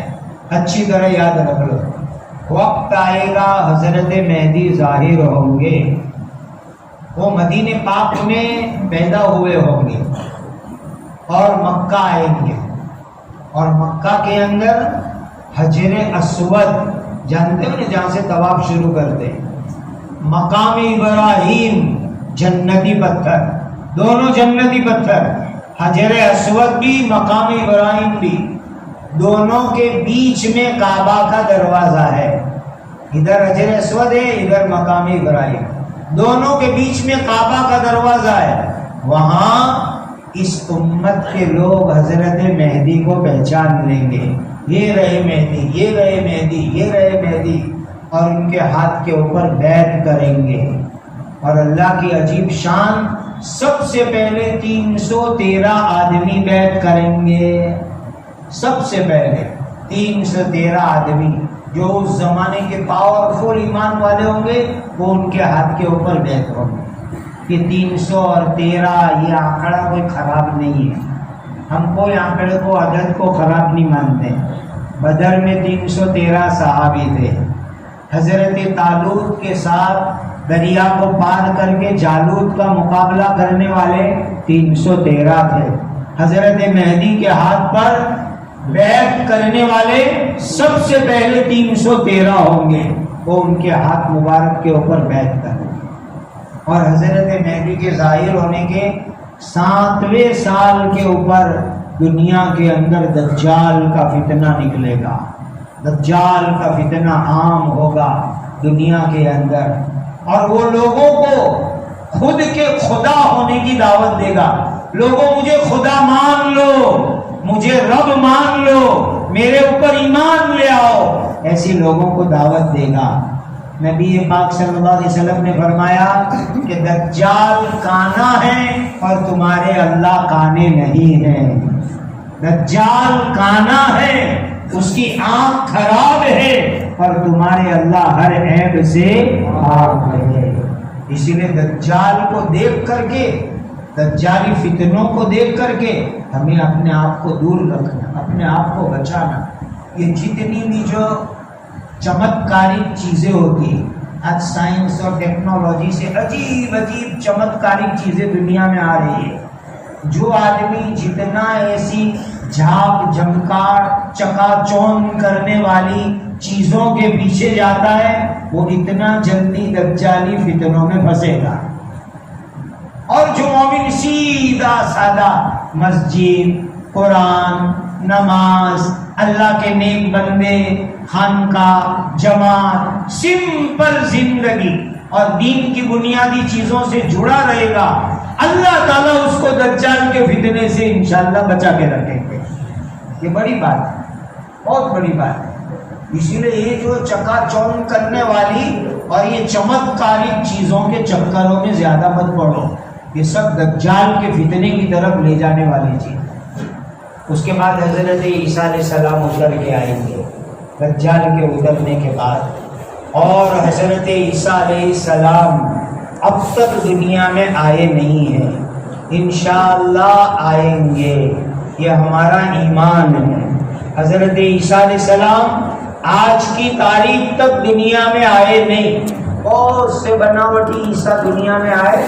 کہ برسات میں مینڈک کیسے آواز کرتا ہے، میں بارش گیا تو ٹھنڈا ہو جاتا ہے، اس طریقے سے ایسے بہت سے برساتی مینڈک میں عیسیٰ ہوں، میں جیسس ہوں، میں مسیح ہوں، بہت پیدا ہوئے اور چلے گئے. اصلی عیسیٰ علیہ السلام ابھی تک دنیا میں آئے نہیں. وہ دجال کے آنے کے بعد آئیں گے. اور دنیا میں آنے کے بعد اللہ تعالیٰ نے حضرت عیسیٰ علیہ السلام کے سانس میں، یہ جو سانس نکلتی ہے اس میں یہ طاقت رکھی ہے کہ جس بے ایمان کو آپ کی سانس لگے گی وہ مر جائے گی. اتنی طاقت ہوگی. حضرت عیسیٰ علیہ السلام کو دیکھ کر کے دجال جیسے نمک پانی میں پگھلتا ہے ایسا پگھلنے لگے گا. لیکن ان کے ہاتھ میں ایک ہتھیار ہوگا جس کے ذریعے وہ دجال کو قتل کریں گے. حضرت عیسیٰ علیہ السلام اور ایمان والوں کو کہیں گے دیکھو میں نے دجال کو قتل کر دیا. میرے ایمان والے بھائیوں، پوری فضا، پورا ماحول دجالی فتنوں کا ماحول بن رہا ہے، بنایا جا رہا ہے. ایسے حالات کے اندر ہمارا ایمان فتنوں سے بچانے کے واسطے ہم لوگ مسجدوں سے جڑے ہوئے رہے، علماء کرام سے جڑے ہوئے رہے، خانقاہوں سے جڑے ہوئے رہے، مدرسوں سے مکتب سے جڑے ہوئے رہے، جماعت کے مبارک کام سے جڑے ہوئے رہے. اور ایسی جتنی بھی چیزیں آتی ہیں جس میں آدمی چکا چوند ہوتا ہے ایسی چیز سے اپنے آپ کو دور رکھو اور دعا مانگو. نبی پاک صلی اللہ علیہ وسلم نے حکم دیا اپنی امت کو دعا مانگنے کا. اس کی دعا مانگو اللہ سے. عربی میں مانگو بہت اچھا، ورنہ اردو میں گجراتی میں مانگو اللہ سے. اللہم انی اعوذ بک من الفتن ما ظہر منہا وما بطن. اللہم انی اعوذ بک من الفتن ما ظہر منہا وما بطن. اے اللہ جو فتنے کھل کے آوے ہماری حفاظت فرما. اے اللہ جو فتنے چھپ چھپ کے آوے اے اللہ ہماری حفاظت فرما.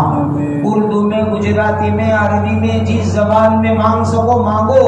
نبی پاک صلی اللہ علیہ وسلم نے امت کو حکم دیا کہ کھلے اور چھپے ہوئے فتنوں سے حفاظت کی اللہ تعالیٰ سے دعا مانگو.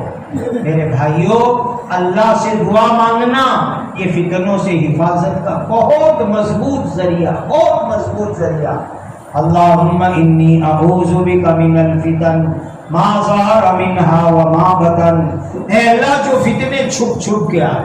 آج عجیب عجیب چھپ چھپ کے فتنے آتے ہیں، آدمی کو پتہ بھی نہیں چلتا ہے اور وہ فتنہ بن جاتا ہے.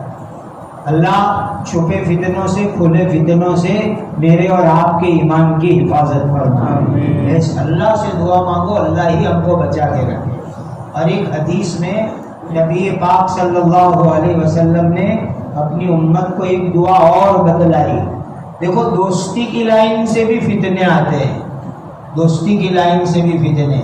اللہم انی اعوذ بک من خلیل ماکر عیناہ تریانی وقلبہ یرعانی ان رآ حسنۃ دفنہا وان رآ سیئۃ اضاءہا او افشاہا.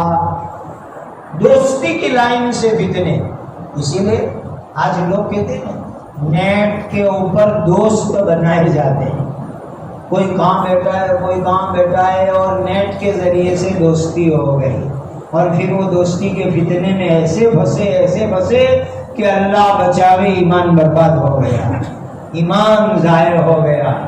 اللہ کے نبی صلی اللہ علیہ وسلم نے آج کے حالات دیکھ کر کے اپنی امت کو یہ دعا سکھلائی. اس دور سے لے کر قیامت تک کے حالات حضور کے سامنے تھے. کتنی زبردست دعا بتلائی. اللہم انی اعوذ بک من خلیل ماکر. اے اللہ ایسے دوست کے فتنے سے بچا لیجئے جو میرے ویرودھ میں گندی گندی پلاننگ کرنے والا ہو، سازش کرنے والا ہو. عیناہ تریانی وقلبہ یرعانی ان رآ حسنۃ دفنہا. میری کوئی اچھی بات ہوگی نا وہ کسی کو نہیں کہے گا، دفن کر دے گا. میرے اندر کوئی برائی دیکھے گا سب کو بتلائے گا. یہ زمانہ غلط دوستوں کے فتنوں کا زمانہ ہے، غلط دوستوں کے فتنوں کا زمانہ ہے. کتنی خطرناک ایک زبان دی دجالیوں نے. بوائے فرینڈ گرل فرینڈ، یہ بوائے فرینڈ گرل فرینڈ، یہ جو زبان دی بہت یقین سے کہتا ہوں یہ دجالیوں کی دی ہوئی زبان ہے. بوائے فرینڈ گرل فرینڈ کہ لڑکیاں کیا کہیں گی؟ بوائے فرینڈ بناؤ، لڑکے کو اپنا دوست بناؤ. اور لڑکے کیا کہیں گے؟ گرل فرینڈ بناؤ. یہ زبان، یہ اصطلاح، یہ پریبھاشا دجالیوں کی دی ہوئی چیزیں ہیں. ایمان والے بھائیوں، فتنے دوستوں کی لائن سے، دوستوں کے راستے سے بھی آتے ہیں. اس لیے غلط دوستوں سے اپنے آپ کو بچاؤ. یہ غلط دوست بھی فتنے میں لے جانے کا ذریعہ ہے. بہت نازک دور ہے، بہت نازک زمانہ. ایک حدیث سناؤ، کیسا نازک زمانہ. مشکات شریف میں جہاں کتاب الفتن ہے وہاں شروع میں پہلی حدیث ہے. فرمایا ایسے فتنے میری امت پر آئیں گے. بہت دھیان سے سنو بھائیو، ایسے فتنے میری امت پر آئیں گے. صبح میں ایک آدمی ایمان والا ہوگا اور شام کو آدمی کافر ہوگا. صبح میں ایمان والا اور شام کو آدمی کافر بن چکا ہوگا. اور شام کو ایک آدمی مومن ہے، رات گزر کے صبح آئے گی، صبح میں وہ کافر بن جائے گا. ایسے فتنے میری امت کے اوپر آئیں گے. پیارے نبی حضرت محمد مصطفیٰ صلی اللہ علیہ وسلم نے اپنی سچی اور نورانی زبان سے یہ بات فرمائی. ایسے فتنوں کے زمانے میں اپنے ایمان کو بچانا ہے، اپنے ایمان کو بچانا ہے. دعا مانگو اللہ تعالیٰ سے، ربنا لا تزغ قلوبنا بعد إذ هديتنا وهب لنا من لدنك رحمة إنك أنت الوهاب. یہ قرآنی دعا ہر مسلمان مانگو، قیامت تک آنے والی اپنی اولاد کی نیت سے مانگو. ربنا لا تزغ قلوبنا بعد إذ هديتنا وهب لنا من لدنك رحمة إنك أنت الوهاب. اے اللہ آپ نے کرم کیا، ایمان عطا فرمایا، اب ہمیں ایمان سے ہٹا مت دینا، ایمان سے ہٹا مت دینا، ایمان پر باقی رکھنا. اے اللہ یہ دعا مانگو اللہ تعالیٰ سے. بڑے نازک زمانے سے گزر رہے ہیں. دعا اور نیک کاموں سے جڑے رہنا، اس کی برکت سے اللہ تعالیٰ فتنوں سے ہماری حفاظت فرمائیں گے.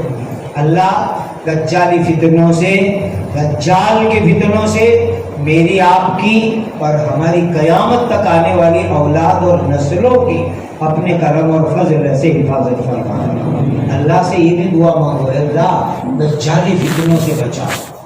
بھائیو بہت تعجب کی بات ہے کہ پہلے کچھ حالات ہوتے تھے تو مسلمان دعائیں کرتے تھے، خوب دعا کرتے تھے، صدقے کرتے تھے، استغفار کرتے تھے.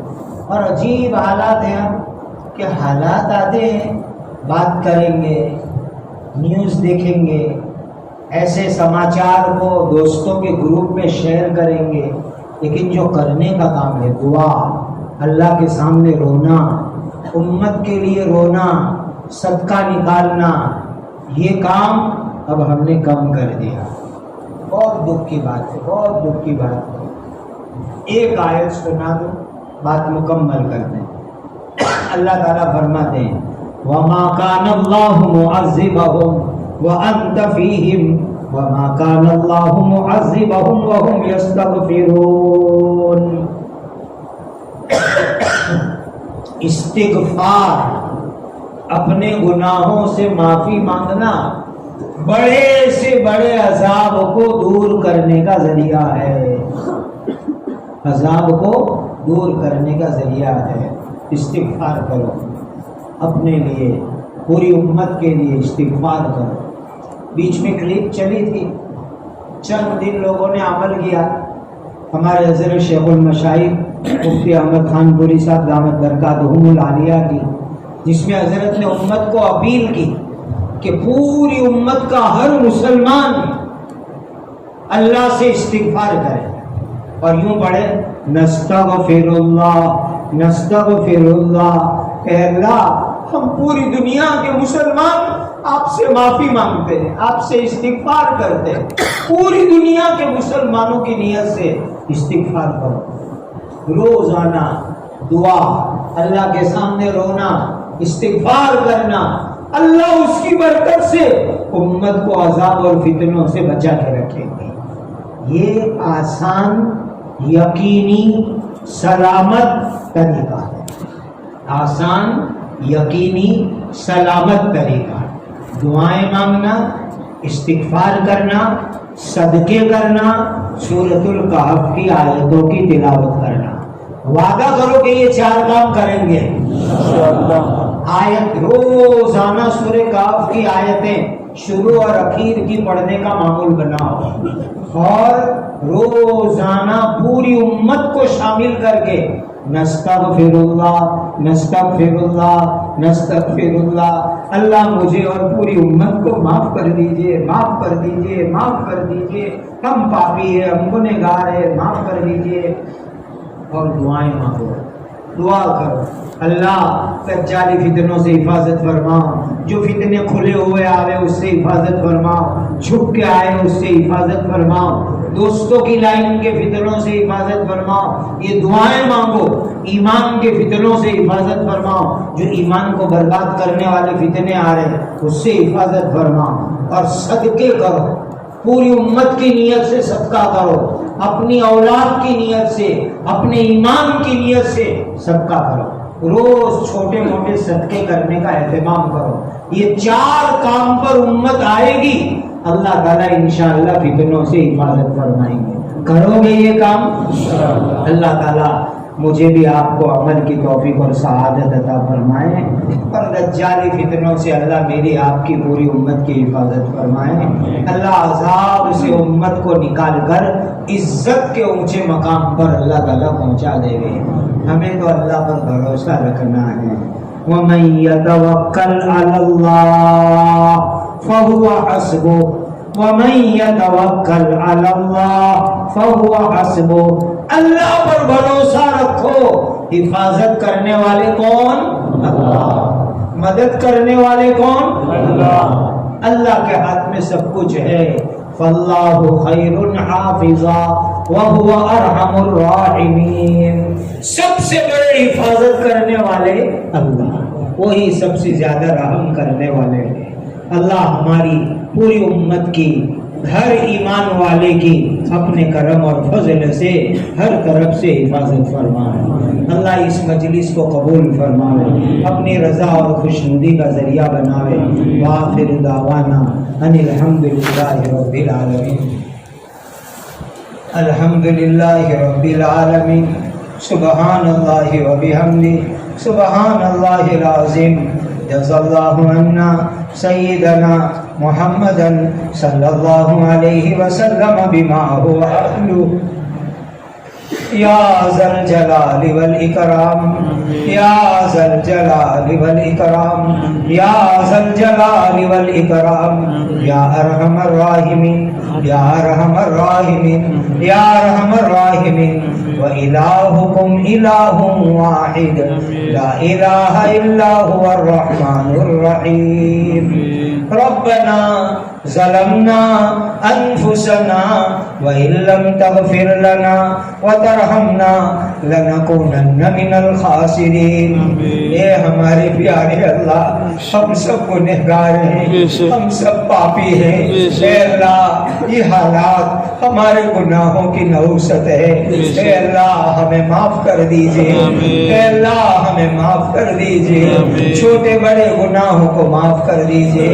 اے اللہ آپ کو معافی بہت پسند ہے. پیارے نبی کی پیاری امت کو معاف کر دیجئے. اے اللہ امن و امان کا ماحول قائم فرماؤ، عدل و انصاف کا ماحول قائم فرماؤ، مظالم کا خاتمہ فرماؤ، ظالموں کو ایمان عطا فرماؤ، ہدایت کی ہواؤں کو چلاؤ. مولا ہم کمزور امتی ہے، امتحان کے قابل نہیں ہے، آزمائش کے قابل نہیں ہے. اے اللہ یہ امت بہت آزمائشوں کا شکار ہو چکی ہے. قسم قسم کے فتنوں نے، آزمائشوں نے اس امت کو گھیرا ہے.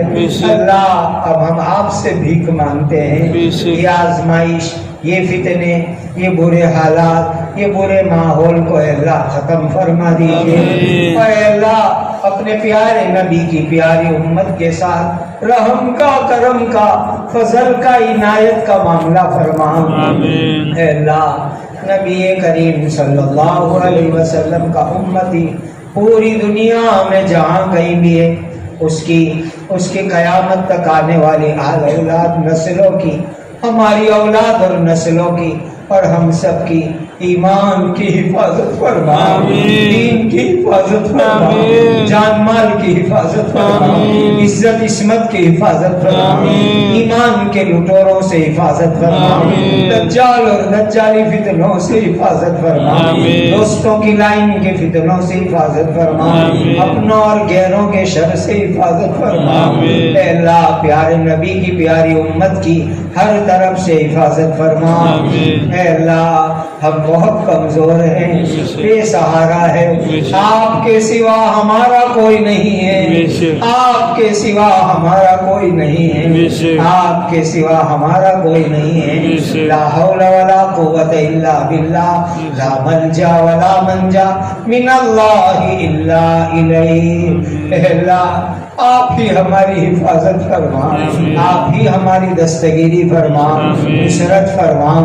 اے اللہ ہمیں نمازی متقی بنا دیجئے، ذکر شکر کی کثرت کرنے والا بنا دیجئے، زندگی کی آخری سانس تک اپنے دین کے کاموں کے لیے قبول فرما لیجئے، ہماری نسلوں کو قبول فرما لیجئے، امت میں جتنے بھی خیر اور دین کے سلسلے تمام کی حفاظت اور مدد فرما، نصرت فرما، پروان چڑھاؤ۔ اے اللہ ہمیں دین کے مبارک سلسلوں کی عزت اکرام کی توفیق اور سعادت عطا فرما، ہماری عمروں میں برکت عطا فرما، روزی میں برکت عطا فرما، بیماروں کو شفا عطا فرما، زندگی میں بار بار مکہ مدینہ کی حاضری عطا فرما، الجھنوں سے حفاظت فرما، پریشانیوں سے حفاظت فرما۔ اے اللہ شاعر اسلام کی حفاظت فرما۔